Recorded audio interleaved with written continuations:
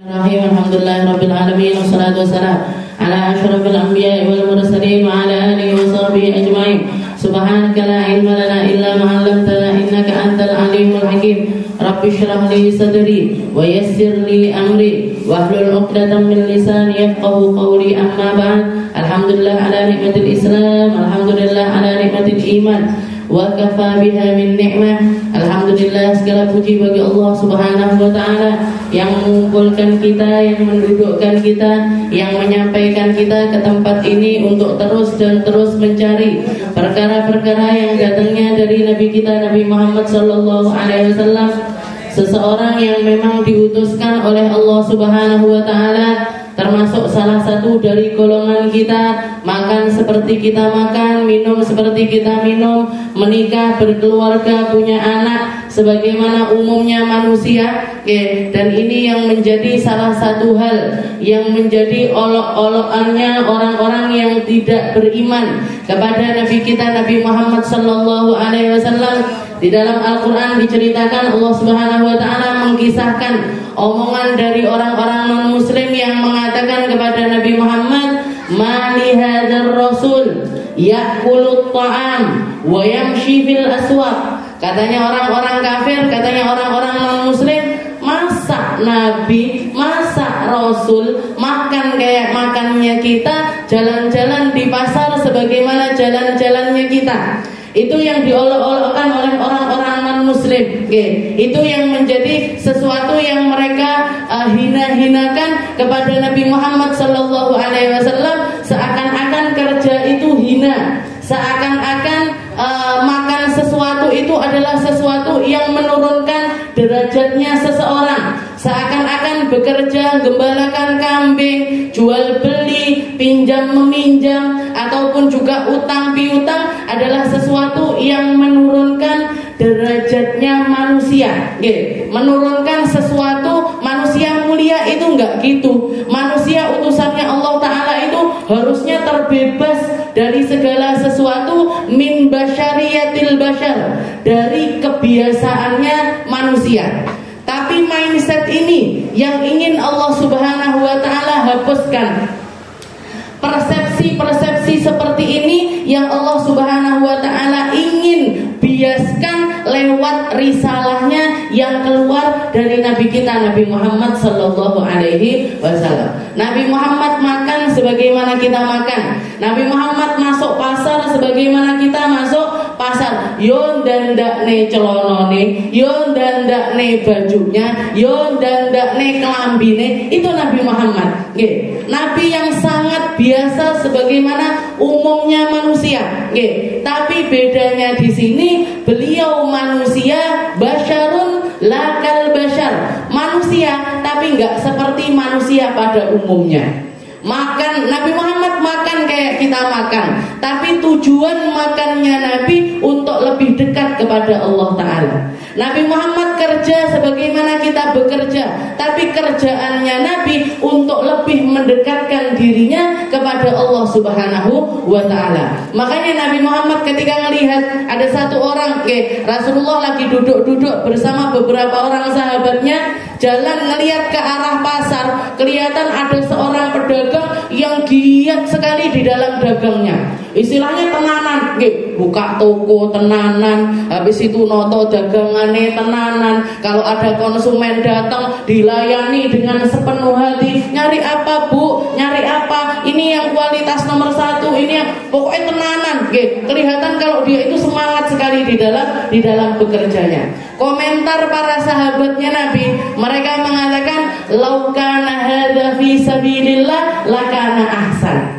Katanya para sahabat, orang-orang yang sudah masuk di dalamnya agama, yang sudah ada iman di dalamnya, sudah ada Islam di dalamnya, sudah ada perasaan cinta terhadap ibadah, cinta terhadap kebaikan, cinta untuk berjihad, cinta untuk berkorban di jalannya Allah Ta'ala. Ketika melihat ada orang dagang tenanan ngoten niku, komentarnya dia, seandainya tenanan iki di jalannya Allah mesti luwih apik.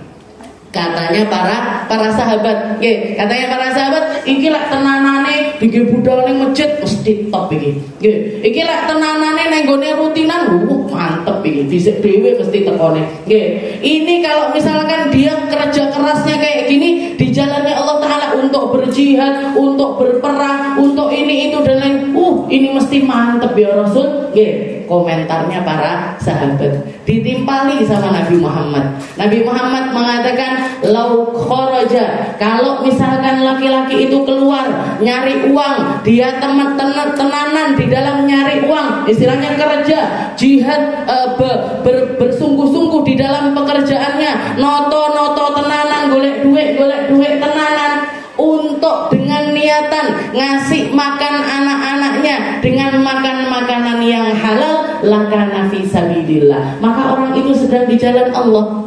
Kalau misalkan orang itu kerja sungguh-sungguh nyari uang keringetan sampai gobios, bawa dagangannya nguli dan lain sebagainya, kalau niatnya dia keluar untuk ngopeni orang tuanya yang sudah tua renta, belikan obat, belikan pampers, belikan tempat tidur yang nyaman dan lain sebagainya, lakana fi sabilillah, orang itu sedang ada di jalannya Allah Subhanahu wa Ta'ala. Jadi apapun pekerjaannya kita, apapun yang sedang profesi, nyari uangnya kita lewat jalan apapun itu, yang penting gak sampai keluar dari koridor yang diharamkan oleh Allah Subhanahu wa Ta'ala, masih ada di dalam lingkup yang halal. Maka kalau niatnya kita benar, kalau niatnya kita lurus, duduk golek sugih, bukan pengen jadi orang kaya, bukan pengen punya jilbab merek ini, bukan pengen beli tas merek ini, bukan pengen beli sandal merek ini, bukan pengen punya mobil yang model begini begitu, nggak muluk-muluk di dalam pekerjaannya, tapi lillahi ta'ala, ya Allah saya kerja niatnya ngasih makanan halal untuk anak istri saya, untuk orang tua saya, nyekolahkan keluarga saya yang butuh untuk disekolahkan, ngangkat derajat keluarga biar nggak jadi orang yang minta-minta atau mengharapkan belas kasih dari orang lain, lakana fi sabilillah, maka orang tersebut sedang berjalan di jalannya Allah Ta'ala. Pahalanya podo karo sing jihad, pahalanya sama dengan mereka-mereka yang sedang berperang di jalannya Allah Subhanahu wa Ta'ala. Jadi yang beda di mananya? Yang beda di dalam niatnya.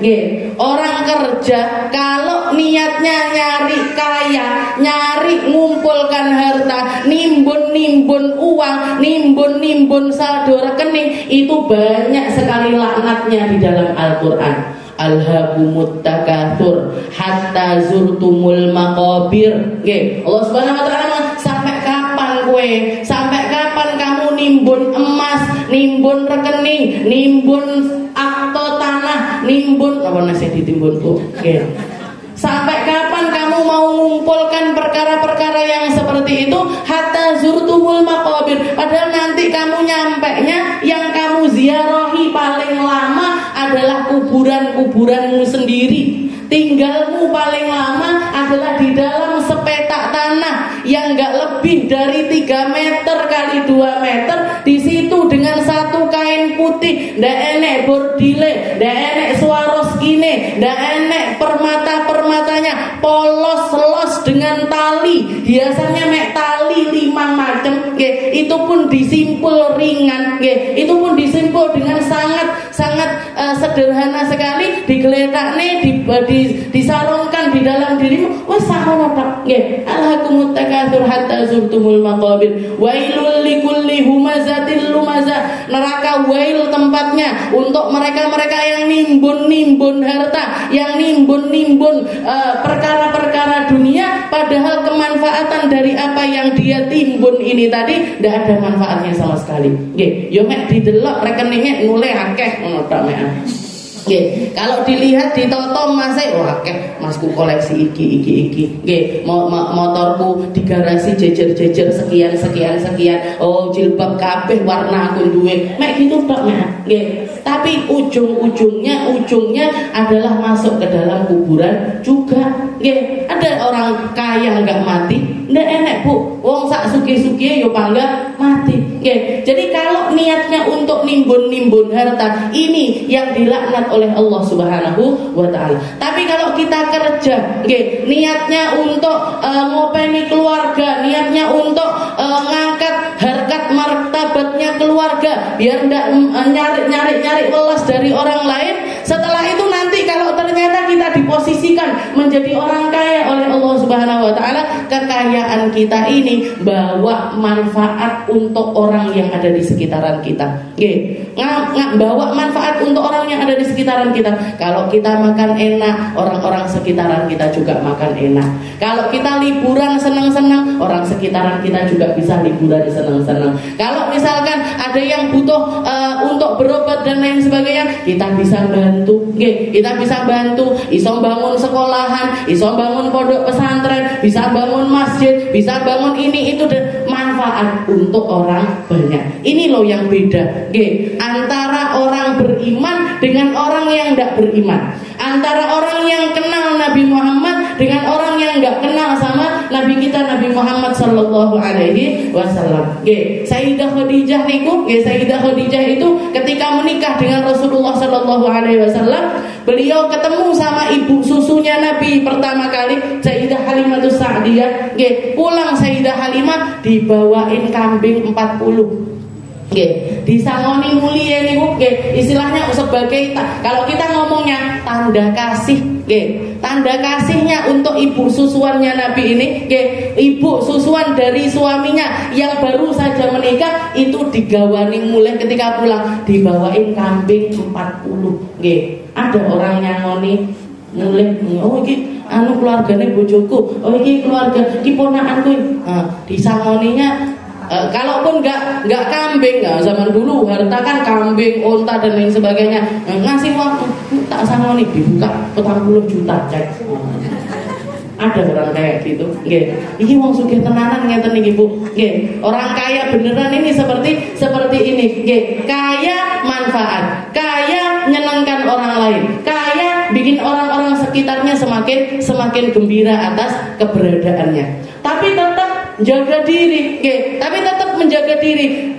Baik sama orang, tapi bukan untuk dimanfaatkan. Baik sama orang, bukan untuk dipelekoto, nggih. Dadi kudu pinter nggih. Oh, ini orang-orang yang niatnya deketin saya cuman karena harta saya. Orang ini kalau saya punya dia deket, kalau saya nggak punya dia nggak akan deket. Ngambil jarak per orang itu, nggih, ngambil jarak biar nggak dimanfaatkan sama orang lain. Jadi seperti itu. Jadi Nabi Muhammad itu yang syifil aswaq, jalan di pasar-pasarnya Madinah. Nggih, bahkan ke salah satu hal yang beliau lakukan setelah beliau pindah ke negeri Madinah, nggih, dilihat orang-orang muslim ini potensi ekonominya ini luar biasa besar, nggih, potensi untuk bisa mandiri secara finansial itu besar, maka Nabi Muhammad membukakan satu pasar, nggih. Jadi beliau galang dana untuk beli satu tanah, setelah itu dipetak-petakkan untuk menjadi pasar, dijual kepada orang muslim, nggih, dijual yang mau beli, cash boleh, dicicil boleh, dijual dengan harga murah sehingga orang-orang muslim bisa berjualan di tempat tersebut, bisa jualan di tempat tersebut. Setelah itu Rasulullah mengatakan, hada sukukum, ini pasarnya kalian, ojo tuku neh nenggone pasare wong Yahudi. Berdayakan ekonomi kita sendiri, jangan mengayakan mereka-mereka yang sudah kaya raya, dan kaya rayanya ini bukan untuk taat kepada Allah Ta'ala, tapi untuk membangkang kepada Allah Subhanahu wa Ta'ala. Belilah dari dagangan teman-temanmu sendiri, belilah dari dagangan saudara-saudara sesama muslimmu sendiri. Berdayakanlah diri kalian sehingga kalian semuanya mandiri secara finansial. Kalau bahasanya ustadz-ustadz sekarang, belanjalah di warung tetanggamu sendiri, tukonono dagangane orang-orang terdekatmu sendiri, beli di orang-orang yang ada di sekitaran kita. Niatnya bukan cuman untuk beli barang aja, tapi kita beli sambil menghidupkan ekonomi orang tersebut. supermarket yang ada di sana atau pasar besar yang ada di sana, paling berapa Bu? Bedanya itu berapa? 1.000, 2.000, pol-pole 5.000, 5.000, 7.000 dengan uang 5.000, dengan uang 2.000. Kalau kita niatkan sedekah sama tetangga kita, kita niatkan sedekah beli dagangannya tetangga kita, itu nanti dipakai nyekolahkan mereka agama, dipakai bayar TPQ-nya mereka, dipakai untuk bayar guru ngajinya mereka, dipakai untuk beli seragam sekolah anak. Kita sedekah dan orang yang disedekah ini tidak sadar kalau lagi disedekahi. Ini namanya nopo? Ini namanya shadaqatus sir. Katanya Nabi Muhammad, shadaqatus sir tudfi ghadabar rabb. Sedekah secara sembunyi-sembunyi itu mampu meredam murkanya Allah Subhanahu wa ta'ala. Yang diredam bukan sesuatu yang biasa-biasa, tapi Allah Ta'ala ketika melihat kepada manusia dengan banyaknya maksiat yang mereka lakukan, ini bisa diredam dengan kebaikan-kebaikan kecil semacam ini. 2.000, 1.000, 5.000, 10.000 dengan harga-harga yang sekian itu. Ya muga-muga awake dhewe dilancarkan rezekinya sama Allah Ta'ala, dikasih jalan rezeki yang halal, dikasih jalan rezeki yang barokah, dikasih jalan rezeki yang bawa kita selalu menuju keridhoannya Allah Subhanahu wa ta'ala. Jadi di dalam dagangannya umat Islam, di dalam ekonominya umat Islam yang sangat perlu untuk kita perhatikan itu salah satu halnya adalah niki barokah. Awake dhewe kerja ki barokah napa mboten. Nabi Muhammad pernah mengatakan ketika melihat orang di pasar ini kan biasanya, apalagi pasar-pasar di Arab, bahkan sampai sekarang jenengan mungkin bisa kelihatan kalau sudah masuk pasar kan ruame. Oh beli dagangan saya, beli. Ini regane sakmene, ini asli, ini manis nggih. Lah dodol buah itu lagi kabeh gini. Sumpah seperti itu. Nabi Muhammad mengatakan sesungguhnya sumpah di dalam berjualan itu memang manfaatun lisirah, memang bikin dagangan kita cepat laku. Orang kalau rajin promosi, orang kalau rajin istilahnya anggudoi barangnya, dodol terus ruwajin. Misal kalau sekarang orang jualan di WhatsApp misalkan, di mana di online seperti itu, di WhatsAppnya kita, di kontak-kontaknya kita, di statusnya promo, aku dodol ikian. Orang kalau rajin jualan, itu juga biasanya yang paling laris yo sing paling rajin dodolan. Lek wong dodol terus meneng, posting ndak yo, tak upload ndak yo ndak payu. Siapa yang tahu kalau kita jualan, kalau kita tidak promosi kepada orang. Katanya Nabi Muhammad memang istilahnya ngomong banyak di dalam perdagangan itu bikin dagangan kita ini laris. Tapi kalau di situ kemasukan sumpah, apalagi sampai kemasukan bohong-bohong, kemasukan mempromokan sesuatu tidak sesuai dengan realitanya. Ini 100% katun asli, ini 100% kulit asli, ini daganganku tenanan, aku sing gawe dhewe, aku sing jahit dhewe, atau aku yang masak sendiri, padahal sing masak wong liya. Katanya Nabi Muhammad, dagang dengan promosi banyak omong, setelah itu tidak sesuai dengan realitanya, katanya Nabi Muhammad, madhabatun lil barokah, itu ngilangkan berkahnya dagangannya kita. Boleh jadi memang laku banyak, boleh jadi memang lakunya itu banyak, kita omsetnya naik secara pesat, tapi barokahnya hilang, barokahnya hilang. Gimana caranya biar dagangannya kita ini tetap barokah? Kita jaga aturan-aturan dari Allah Subhanahu wa ta'ala. Promosi promo iya, nawakne barang iya, tawa barang iya, promosi. Aku duwe dagangan, aku dodolan kue loh, saya jualan kue ku ada donat, ada ini. Jajal toh dicipi dhisik. Ini saya pakai gulanya yang asli, saya pakai ini. Dan itu sesuai dengan realitanya. sesuai dengan realitanya. Setelah itu napa? Setelah itu ndak terlalu memaksakan. Nggih. Tuku, nggih. Saya misalkan datang ke sini nggawa jilbab, Bu, tak bagikan. Regane 75-an nggih. Nanti dibayarkan ke adminnya Darussalam. Nah, ini namanya pemaksaan. Nggih. Ini namanya, lek saya cuman promo, Bu, kalau mau jilbab bagus sana ke El Sagar. Bu, kalau mau baju bagus sana ke El Sagar. Nah, ini promo nggih. Ini promosi, tapi tidak memaksakan kepada orang lain. Nah, itu tidak menghilangkan barokah dari dagangan-dagangannya kita. Itu tidak menghilang. Setelah itu dijaga. Rasulullah pernah ketika masuk satu pasar, ketika masuk satu pasar melihat ada orang jualan buah, ada orang kelihatan jual yang ditaruh di atas ini bagus-bagus, sing seger-seger, yang fresh seperti itu. Setelah itu Rasulullah masukkan tangannya ke keranjang bagian bawah. Tiba sing ngisor niku benyek-benyek, yang bawah itu busuk. Sama Nabi Muhammad dikatakan man ghasyana falaysa minna. Orang yang bikin kecurangan seperti ini bukan golongannya Nabi Muhammad sallallahu alaihi wasallam. Dan sekarang yang namanya ghish, yang namanya ngapusi orang, ngapusi konsumen, berbohong sama orang-orang yang beli dagangannya kita, itu sudah menjadi sesuatu yang sangat lumrah sekali. Ngomongnya gula asli padahal gula buatan.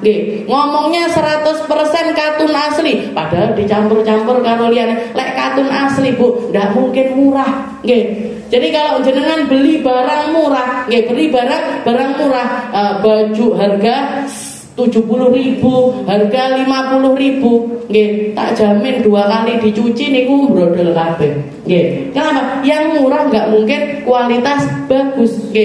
Ada harga, ada rupa. Ada harga, ada rupa. Ini yang diinginkan oleh Nabi Muhammad. Jadi kalau kita jualan, kalau kita dagang, katakan apa yang sejujur. Ini yang asli, ini yang KW.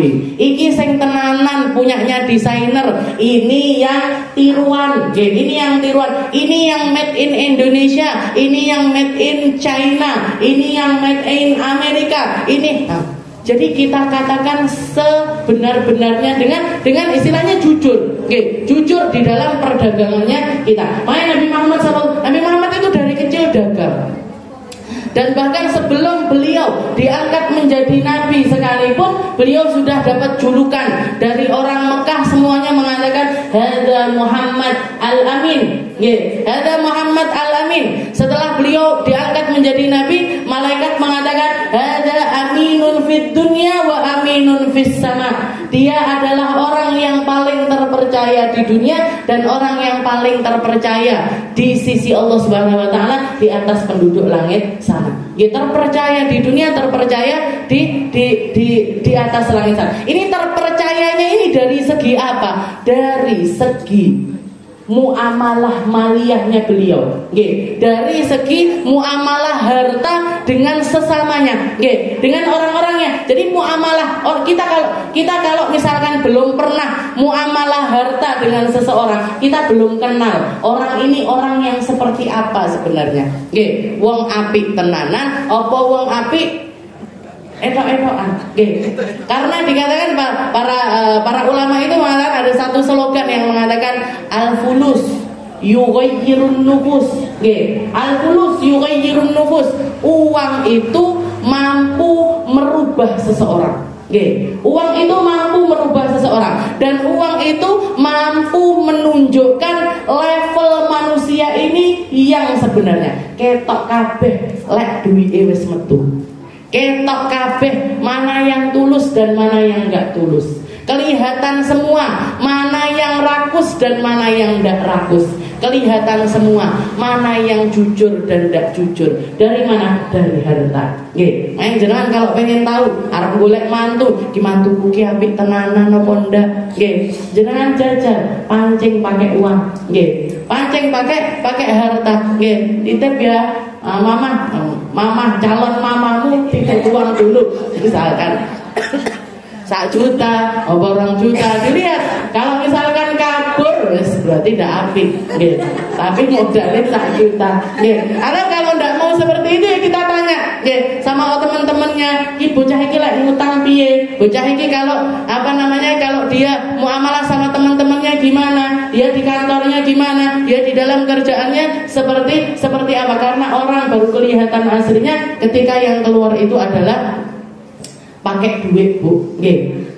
Dan ini dikatakan al-fulus yughayyirun nufus. Dan orang ketika enggak berharta dengan ketika dia berharta, ini bisa menjadi orang yang 180 derajat berbeda. Nggih. Bisa berubah, langsung ganti kabeh, carane mlaku ganti, carane ngelihat orang ganti, caranya ngomong sama orang juga ganti. Aku duwe-duwe, aku tasik dompet abang kabeh. Jadi yang benar sekali jika para ulama al-fulus yughayyirun nufus. Dan ini kenapa pentingnya kita belajar syariatnya Allah. Kenapa kok kita penting sekali belajar yang namanya bab muamalah. Jual beli itu seperti apa, yang namanya riba itu bagaimana, yang namanya utang piutang itu gimana hukumnya, yang namanya pergadaian itu seperti apa. Semuanya ada babnya, Bu. Semuanya ada hukumnya masing-masing, semua ada tata caranya masing-masing, semua diaturkan oleh Nabi Muhammad SAW dan dicontohkan oleh para sahabat-sahabatnya Nabi Muhammad SAW. Kenapa kok kita harus patuh aturan di dalam muamalat sebagaimana patuhnya kita di dalam sholatnya kita? Kita sholat itu kan ada aturannya.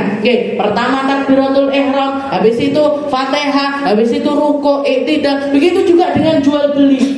Mana dagangan yang boleh saya jual belikan, mana dagangan yang nggak boleh saya jual belikan, mana yang akan berdampak halal dan mana yang akan berdampak haram. Kenapa kok gini itu boleh, kenapa kok seperti ini itu nggak boleh. Semuanya ada aturannya. Semua ada aturannya dari Rasulullah SAW. Biar apa? Kenapa kok kita ketika dalam hal muamalah harta pun juga harus taat kepada syariatnya Allah Ta'ala, agar harta yang kita dapatkan ini tidak merubah sisi yang ada di dalam diri kita, tidak merubah nafsu kita, tidak merubah. Jadi istilahnya gini, nafsu kita akan tetap sama ketika kita punya, ketika kita jadi orang nggak punya ataupun jadi orang punya. Ini kita tetap jadi hamba yang taat kepada Allah Ta'ala.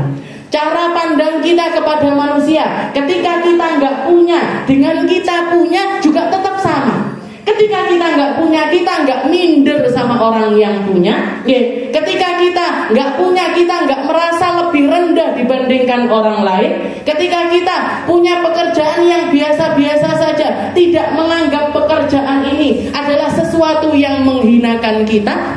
Misalkan jadi pemulung, apa jadi tukang parkir, apa jadi orang yang bersihkan jalan, nyapu-nyapu jalan. Ini adalah pekerjaan mulia kalau kita memandangnya secara mulia. Karena Nabi Muhammad nggak pernah. Kita lihat para nabi-nabinya Allah Ta'ala, siapa yang nggak punya pekerjaan? Semuanya punya pekerjaan, Bu.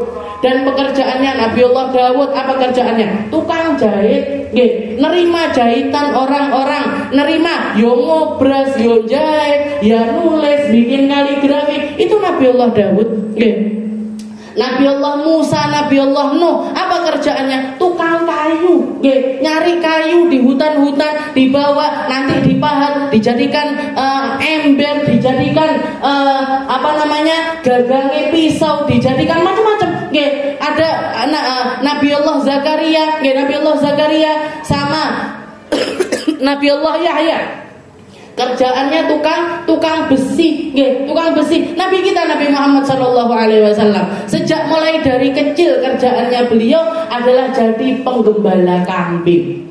Dari kecil, dari umur 4 tahun 5 tahun beliau sudah jadi gembalakan kambing. Datang ke rumahnya orang kaya, setelah itu nawarkan jasanya, mampunya yang gembalakan kambing, beliau gembalakan kambing, diupahi per hari sama juragan-juragan itu tadi. Tapi apakah menghinakan dirinya? Boten. Setelah datangnya Islam sekalipun, Sayyidina Ali bin Abi Thalib pernah menceritakan, "Ju'na, saya sak keluarga ini pernah lapar di rumah nggak ada apa-apa.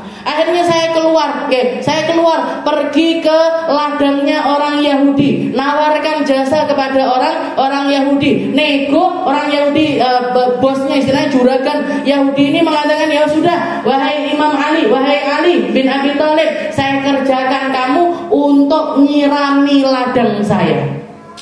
Satu kali ini nopo biar zaman biar nimbo, sekali nimba 1 embernya saya kasih upah 1 biji kurma. Jadi 1 ember dikasih upah 1 biji kurma. Dilakoni sama Sayyidina Ali, marhaba, baik saya nimbo beliau, nimbo, kuate beliau 16 kali timbangan. Karena bukan lapar yang gimana istilahnya, yo nggak duit melek jajan ngoten istilahnya. Akhirnya dikasih bawa pulang itu dibawa dengan tangannya, jumlahnya 16 biji kurma. Dibawa di hadapan Nabi Muhammad, mengatakan ya Rasul, kul ma'i, ayo makan bareng sama saya. Yang sampai terkenal guyonannya Nabi sama Sayyidina Ali, makan berdua 16 kurma ini tadi. Kalau Rasulullah makan kurma, bijinya taruh depannya, makan lagi taruh depannya, makan lagi taruh depannya. Sayyidina Ali rodo iseng, ambil 1 dimakan, bijinya ditaruh di depannya Nabi. Makan lagi, bijinya taruh di depannya Nabi. Habis ini kormanya 16 ini tadi habis, sak kelametan gitu. 16 kan yo titik istilahnya seperti itu. Beliau mengatakan, ya Rasul, akeh maame, banyak sekali maame itu biji kormanya sampai segitu banyaknya. Katanya Rasulullah, lah kan wanta ya Ali, dan kamu wahai Ali, makan korma sak biji-bijinya kamu, depanmu ndak ada bijinya. Jadi guyonannya Nabi sama Sayyidina Ali seperti itu. Sayyidina Ali nimba korma. Kadang-kadang beliau bantu orang panenan korma atau panenan kismis, apapun dilakukan untuk nyari harta, untuk nyari rezeki itu dilakoni, dan beliau semua orang mulia. Rasulullah juga pernah mengatakan, sungguh 1 harta, 1 sen atau 1 dinar, 1 dirham, 1 rupiah yang kamu dapatkan, dengan kamu bekerja keras min amaliyadik, dengan tanganmu sendiri, itu jauh lebih mulia di sisi Allah Ta'ala ketimbang kamu dapat harta banyak tapi lewat minta-minta. Lewat minta. Dan orang yang minta kepada orang lain padahal dia tidak butuh, istilahnya neng gone omah maem yo enek, minum ya ada, tapi memang dijadikan pekerjaan ini minta-minta. Jangan kan sering dengar istilahnya banyak berita orang yang di lampu merah minta-minta itu. Napa wong ndak duwe niku? Omahe mungkin lebih bagus daripada jenengan, motornya, mobilnya, sugih-sugih Bu. Istilahnya cuman modal berdiri atau modal keliling, pas Car Free Day waktu hari Minggu misalkan pas banyak orang gitu, jaluk 1.000, 2.000. Kalau 100 orang aja ngasih 1.000-an, kalau dia keliling kepada 100 orang, nggak semuanya ngasih 1.000 rupiah, kira-kira dapat berapa? 100.000, 100.000 mek sak kelametan nih Bu. Ini loh yang datang di sini loh, lebih dari 100 orang. Saya tinggal, Bu, nyuwun. 1.000 itu enggak sampai setengah jam dapat 100.000. Kalau tinggal dia jam kerjanya berapa? Kalau jam kerjanya 10 jam, bisa dapat 1 juta. Saya ingat sekali waktu nyetel TV berita waktu zaman mudik, waktu mudik seperti itu, ada diwawancarai 1 orang di pinggir jalan jualan jagung, 1 lagi pengamen, yang ngamen di lampu merah seperti itu. Ditanya, kan waktu istilahnya waktu mudik itu kan kendaraan tambah banyak dibandingkan hari-hari biasanya. Ditanya, diwawancarai, sehari dapat berapa? Sehari dapat berapa? Ini tukang genjreng berapa sehari? 2 juta. Sehari Bu, 2 juta. Sedina 2 juta. Sedangkan tukang jagung ini tadi, yang bakar jagung itu tadi, ketika ditanya berapa omsetnya, naik banyak berkali-kali lipat. Berapa? 800.000. 800.000 itu saya kepotong modalnya dia, kepotong tuku Blue Band, kepotong beli gula, kepotong tuku areng, bayari karyawan dan lain sebagainya. 800.000 ini tukang genjreng nggak pakai modal apa-apa, 2 juta resik gitu. Bersih, ya, omset bersihnya dia 2 juta. Saya sampai gini, la ilaha illallah. Ya, tapi bedanya itu tadi, di mananya? Barokah. Nggih, yang ini barokah, yang ini enggak barokah. Kenapa? Karena dia nggak pengen soro di dalam pekerjaannya. Nggih. Dia nggak soro, nggak pengen soro, istilahnya mau nyari uang, mau mengumpulkan uang dengan jalan paling cepat. Yaitu apa? Yaitu nurunkan harga dirinya, menginjak-injak harga dirinya sendiri. Dan orang-orang seperti ini dikatakan oleh Nabi Muhammad nanti di hari kiamat wajahnya tata sakot, wajahnya dia akan jatuh. Sebab kalau di dunia itu adalah perumpamaan, di akhirat nanti diperlihatkan secara nyata. Jadi wajahnya rata, nggih, enggak enek motone, enggak enek irunge, enggak enek ceblok kabeh. Nggih. Kenapa di dunia dia enggak punya malu, di akhirat diperlihatkan bahwa orang ini adalah orang yang enggak punya malu. Awake sehat, awake keker, iso kerja, nggih, bisa bekerja, tapi memilih untuk tidak bekerja, memilih untuk leha. Makanya abang saya pegel banget kalau dengar ada orang menganggap setelah dia beragama, istilahnya rutinan, mulutan, istilahnya baca-baca seperti itu, jadi tim hadrah atau apapun, setelah itu nggak mau kerja. Abang saya pegel banget. Bahkan pernah ketika istilahnya beliau kenal sama satu orang, jadi satu orang ini memang setiap harinya ke pasar, jualan emas, istilahnya seperti itu, jualan emas, otomatis setiap hari dia harus ke pasar.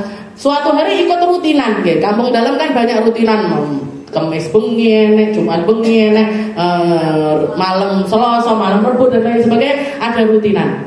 Tahu-tahu beliaunya ini yang pedagang ini tadi datang hadir di majelis, datang di majelis, yang komentari mertuanya sendiri, dongaren teko majelis, dongaren kamu teko majelis, katanya dia, nggih Mbah, pasarnya pas sepi, pasarnya lagi sepi, jadi bisa hadir majelis. Rame kan pulang dari pasar nyepuh, ngeresiki mase dan lain masak dan lain sebagainya. Pasarnya pas sepi. Apa kata mertuanya? Katanya mertuanya bilang gini, mugo-mugo sepi terus. Mugo-mugo sepi terus pasarmu, jadi kamu bisa ikut majelis terus. Yang pegel lah saya. Nggak mikir, orang ini loh berjuang untuk anaknya, orang ini berjuang untuk cucu-cucunya, orang ini berjuang untuk istilahnya karyawan-karyawannya, untuk orang-orang yang ada di sekitar, malah ditunggangi mugo-mugo pasar itu. Mugo-mugo. Jadi istilahnya itu kan ya ini tadi, karena mindset Bu, cara berpikir. Makanya saya nggak pernah ketika ada orang, Ustazah saya nggak bisa hadir majelis, saya nggak bisa hadir majelis karena harus bikin kue, karena harus bikin ini, harus ngantar jemput anak saya, dan lakukan, berjuang itu juga di jalannya Allah. Itu juga setara dengan pahalanya orang perang. Itu sama juga dengan menjadi orang-orang yang sedang nyari ridhonya Allah Subhanahu wa taala. Garek ditata niate, tinggal ditata niatnya kita. Kalau masalah ngaji, kalau masalah hadir majelis dan lain sebagainya, kalau misalkan kita memang benar-benar hati kita niat untuk datang dan benar-benar memang nggak bisa datang, akan dikasih pahala sama dengan mereka-mereka yang hadir. Dan kalau untuk masalah ilmunya, masalah pengetahuannya, jenengan bisa ngelewat YouTube saya, bisa dengarkan, walaupun istilahnya yo panggah ndak podo sama yang hadir, tapi istilahnya dia punya tanggung jawab lain yang juga ndak kalah penting untuk diperjuangkan demi kemaslahatan keluarganya. Berapa banyak keluarga yang hancur gara-gara ekonomi?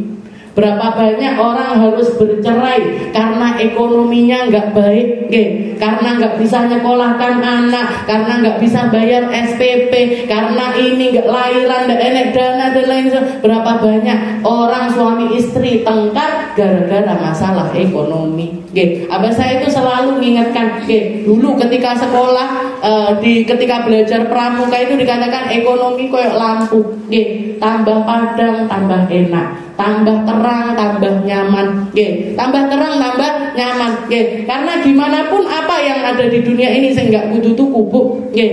Listrik ya kudu dibayar, air ya harus dibayar. Nyekolah nih anak kalau mau sekolahan yang baik, yo harganya juga mahal. Nggih, nitipkan anak, penitipan anak aja loh sekarang juga mahal. Nggih, jadi semuanya butuh biaya. Jadi jangan pernah memandang buruk kepada mereka-mereka yang sedang memperjuangkan ekonominya. Nggih, kerja sing tenanan. Nggih, kerja yang sungguh-sungguh. Rasulullah SAW ketika datang salah seorang sahabat yang bernama Urwah Al-Bariki, Sayyidina Urwah ini tadi datang disuruh sama Nabi Muhammad, kasih kamu uang 1 dinar. Nggih, saya kasih kamu uang 1 dinar, belikan kambing. Jadi Rasulullah ngasih uang, nyuruh orang ini untuk belikan kambing. Katanya Urwah, ini kambing, kalau saya belikan kambing di pasar eceran itu siji. Tapi kalau saya beli di pasar grosir bisa dapat 2. Akhirnya pergi beliau, agak jauh memang, tempatnya untuk kulaan ini kan biasanya lebih jauh. Pergi dia ke tempat yang jauh, beli kambing 2. Di tengah jalan kambingnya dijual, kalau ditawaknya orang, ditawarkan kepada orang. Ada orang di tengah jalan, tak beli, berapa harganya? 1 dinar. Satu dinar. Akhirnya pulang di hadapannya Nabi Muhammad, bawa kambing 1 sekaligus uang 1 dinar. Uang yang dikasih Nabi 1 dinar ini balik lagi kepada Rasulullah SAW. Maka Nabi Muhammad mengatakan, barakallahu laka fi safqati yadik. Semoga Allah Ta'ala memberkahi setiap transaksi yang kamu lakukan. Setiap transaksi yang kamu lakukan. Beliau akhirnya sejak saat itu istilahnya setiap kerjaan itu koyok gampang sampai menjadi salah seorang sahabat yang paling kaya di negeri Madinah. Kerjaannya sampai ke luar negeri, sampai ke Irak. Misalnya kalau orang sekarang gitu, perusahaannya itu sampai go internasional. Nah, itu Sayyidina Urwah Al-Bariki. Dan jenengan kira apa sahabatnya Nabi ini semuanya orang yang kuyu-kuyu, nggak duwe kelambi api, nggak punya ekonomi yang mapan? Boten. Rasulullah dikelilingi sama sahabat-sahabat kaya raya. Sayyidina Abu Bakar kaya raya, Sayyidina Umar kaya raya, mantunya sendiri Sayyidina Utsman juga yang orang yang kaya raya. Cuman satu yang rodok istilahnya amat sangat sederhana, yaitu Sayyidina Ali. Sayyidina Ali bin Abi Thalib, karena beliau memang waktunya habis untuk perang, waktunya habis untuk ngopeni masjid, waktunya habis sehingga beliau nggak punya kesempatan seperti sahabat-sahabat Nabi yang lain. Tapi yang liane tenanan, Bu. Abdurrahman bin Auf, itu salah seorang sahabat yang dikatakan Nabi nanti Abdurrahman kalau masuk surga melebune keri dewe. Masuk surganya itu terakhir. Kenapa ya Rasulullah? Kamu sugih dewe. Aneh, berarti antrine dihisab ini kan panjang, lebih panjang dibandingkan sahabat yang lainnya. Tapi ya seperti itu keadaannya para sahabat kaya-kaya. Jadi pengen jadi orang kaya boleh, tapi jangan terlalu ambisius untuk kaya. Kerja sing tenanan dilakoni setapak. Apapun yang menjadi jalan rezekinya kita, apapun yang jadi termasuk salah satu hal yang bikin rezeki itu menetap kepada seseorang. Salah satu hal kunci yang bisa menjadikan harta itu atau jalan rezeki itu menetap untuk diri kita adalah kita mampu mensyukuri jalan rezeki tersebut. Dan kalau kita punya jalan rezeki yang lain, jalan rezeki yang ini jangan ditutup. Jalan rezeki yang satu ini jangan ditutup. Contohnya seperti apa? Misalkan saya awal buka usaha, dodol apa ya? Dodol pecel misalkan. Saya jualan pecel. Jalan-jalan sehari dimulai dari sehari jualan 10 porsi, tiba kurang ditambahin 15 porsi, kurang lagi ditambahin 20 porsi. Jadi bertahap seperti itu, enggak langsung buka langsung dodolan 100 porsi. Sing tuku sapa? Jadi kalau jualan langsung banyak itu istilahnya sedikit-sedikit, nanti sesuai dengan pasarnya, sambil promosi, sambil ngomong aku dodolan pecel loh, aku dodolan pecel, jualan. Nggih. Setelah itu nggih, misalkan pengen tambah berkembang lagi, pengen nambahi dagangan, tak tambahi dodol soto misalkan. Nggih. Jualan soto. Ternyata lebih laris sotonya. Nggih, ternyata lebih laris sotonya. Sing pecel ini jangan dimatikan. Nggih. Yang pecel ini jangan dimatikan. Misalkan pelanggan mengatakan enakan sotomu, enakan sotomu dibandingkan pecelmu. Oh iya toh Pak, aku tak tuku soto mulai sekarang. Tetap jualan soto. Ini kalau omsetnya tambah turun, dikurangi juga bertahap. Misalkan sudah pecel wis dodole sampai 50 porsi, tiba-tiba peminatnya berkurang, dikurangi 45, dikurangi lagi 40, dikurangi. Kalau memang harus mati, kalaupun memang harus nggak laku, ini nggak laku bukan langsung dimatikan, tapi juga secara bertahap. Jadi ini salah satu kunci yang bikin dagangan kita itu lebih. Jadi kalau kita punya jalan rezeki yang lain, jalan rezeki yang ini jangan dimatikan. Begitu juga kalau jenengan mau nambahi dagangan yang lainnya, dodol soto, merek dodol rawon, merek dodol ayam geprek, dodol ayam geprek, merek dodol ini. Seperti itu caranya. Dan itu diajarkan oleh para ulama kita. Bukan ilmu saya loh Bu nih. Bukan ilmu saya atau ilmu dari bapak saya. Walaupun bapak saya seorang pedagang, ini dari kitab. Jadi kalau pengen rezekinya kita itu barokah, disyukuri, ditenani. Innallaha katabal ihsan ala kulli syai'. Allah Ta'ala itu senang kalau hambanya itu melakukan sesuatu itu detail di dalamnya. Jadi jenengan kalau pengen dodolan pecel sing enak.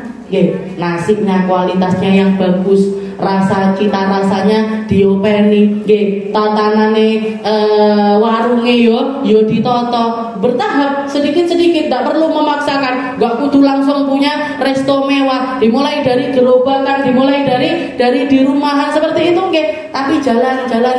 Nanti kalau memang kita ditakdirkan sama Allah Ta'ala untuk dapat rezeki yang banyak dengan omset yang besar, itu karunia dari Allah Ta'ala.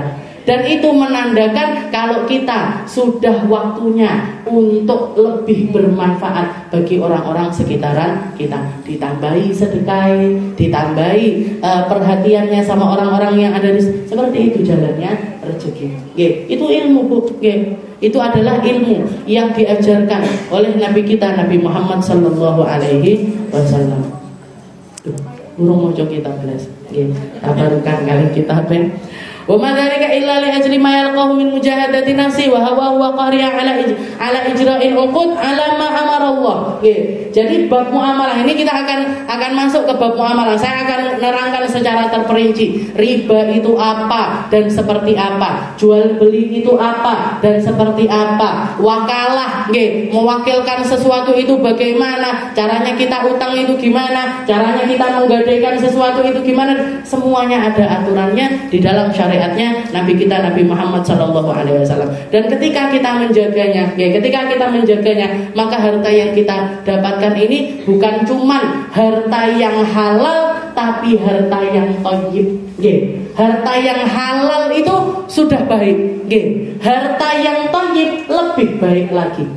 Harta yang halal itu sudah baik. Yang thayyib itu lebih baik lagi. Dan Nabi Muhammad mengatakan kullu lahmin, semua orang yang darah dagingnya itu keluar dari harta yang halal, dia dengan sendirinya anggota tubuhnya akan berbuat baik. Ngomongnya yo dadi api, sing didelok sing api-api, sing dirungokne sing api-api, perginya ke tempat-tempat yang juga baik-baik. Sya'am abah, katanya Nabi, mau ndak mau dia akan jadi orang baik kalau makanannya baik. Begitu juga sebaliknya, kalau orang sudah nggak perhatian sama apa yang masuk ke perutnya, halal kan? Orang sekarang kan ngomongnya golek sing haram ae angel. Katanya siapa?